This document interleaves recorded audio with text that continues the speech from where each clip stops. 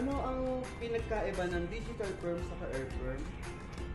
Yung air perm kasi, yun yung ginagamitan ng blower. Yung digital perm naman, yun yung ginagamitan ng machine. So, yung digital perm kasi mas mainit compare dito sa may air perm.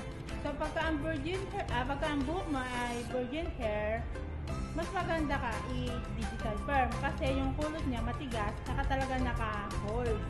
Compare dito sa may air perm, yung air perm kasi medyo malata, pero nakukulot din naman siya. Yun. Saka mas malalaki kasi yung sa air perm at sa digital perm compare sa air perm.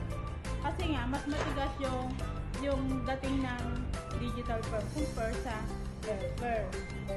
Yun, kung ang buhok mo naman galing ka sa mga keratin, kailangan 6 months mawala na yung keratin sa hair mo bago ka i-hair perm.